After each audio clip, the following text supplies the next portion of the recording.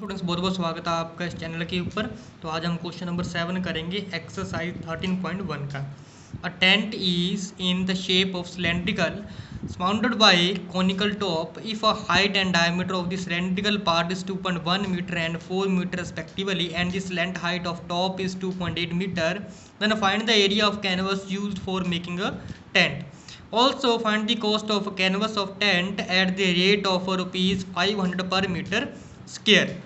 तो क्वेश्चन है बेटा कि एक टेंट है हमारे पास जो कि सिलेंड्रिकल शेप का है और उसके ऊपर जो है एक कोनिकल टॉप है, ठीक है जी। और हाइट दे रखी है एंड डायमीटर दे रखा है सिलेंड्रिकल का। तो डायमीटर जो है 4 मीटर है सिलेंड्रिकल पार्ट का और जो हाइट है वो 2.1 मीटर है। और जो स्लेंट हाइट है जो कोनिकल पार्ट है, ठीक है, सिलेंड्रिकल पार्ट के ऊपर टेंट का, वो 2.8 मीटर उसकी स्लेंट हाइट दे रखी है। तो हमें बेटा एरिया फाइंड आउट करना है कैनवस का कितना लगेगा, यानी कहने का मतलब है कि जो कपड़ा लगेगा उस टेंट को जो कि कोनिकल एंड सिलेंड्रिकल टाइप का है उसे ढकने के लिए कपड़ा कितना लगेगा वो फाइंड आउट करना है। और जो कैनवस का जो रेट रहेगा उसका वो फाइंड आउट भी करना साथ में। अगर 500 पर मीटर स्क्वायर यानी कि 1 मीटर स्क्वायर का अगर कॉस्ट जो है कैनवस का वो 500 है। तो बच्चे जो है क्वेश्चन के अकॉर्डिंग कुछ इस तरीके की शेप बनेगी, जो नीचे सिलेंड्रिकल पार्ट है, ठीक है, और ऊपर जो है टेंट का इस तरीके से एक कोनिकल पार्ट होगा।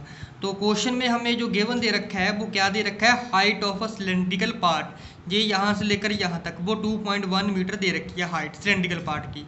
और डायमीटर दे रखा है बेटा सिलेंड्रिकल पार्ट का वो 4 मीटर, यानी कि यहाँ से लेकर यहाँ तक सिलेंड्रिकल पार्ट का 4 मीटर डायमीटर, ऊपर भी सेम रहेगा यहाँ पर।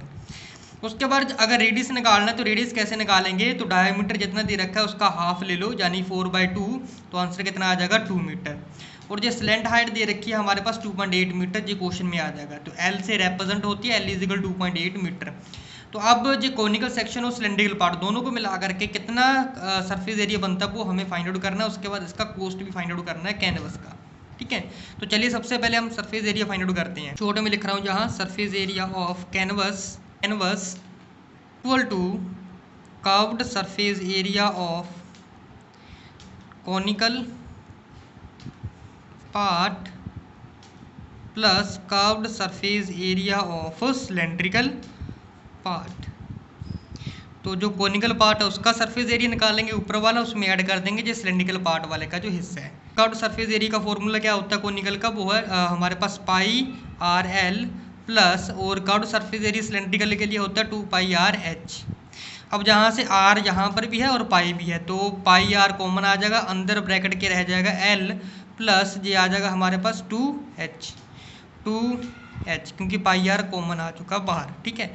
अब वैल्यू पुट कर लेंगे तो पाई की वैल्यू हो जाएगी बेटा 22/7 मल्टीप्लाई बाय r जो है बेटा रेडियस है, रेडियस की वैल्यू कितनी है 2 मीटर, तो यहाँ पर आ जाएगा 2, ठीक है जी। ब्रैकेट के अंदर एल स्लेंट हाइट, एल की वैल्यू कितनी है बेटा 2.8, तो यहाँ पर आ जाएगा 2.8 प्लस 2 मल्टीप्लाई बाय हाइट कितनी है सिलेंड्रिकल पार्ट की बेटा 2.1, तो यहाँ पर आ जाएगा 2.1।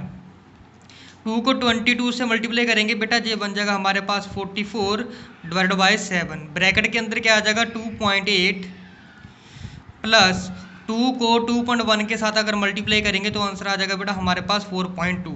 अब ब्रैकेट के अंदर वाली चीज़ सोल्व कर लेंगे, 2.8 में ऐड करेंगे 4.2, कितना आ जाएगा 7। 44/7 मल्टीप्लाई बाय 7, 7 से 7 कट हो जाएगा तो 44 मीटर स्क्वायर एरिया निकल के आ जाएगा बेटा कैनवस का, ठीक है। अब हमें कॉस्ट निकालना है। तो सबसे पहले क्वेश्चन में दे रखा है कि cost of 1 meter square of canvas. तो कैनवस का जो 1 मीटर स्क्वायर का कॉस्ट है वो कितना दे रखा है बेटा 500 रुपीज़, ठीक है।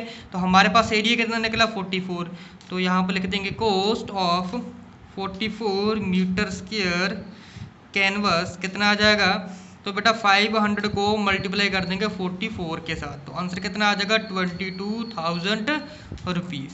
आपकी वीडियो अच्छी लगी होगी, अच्छी लगी है तो बेटा चैनल को सब्सक्राइब करना मत भूलिएगा। मिलते हैं हम अपनी नेक्स्ट वीडियो में।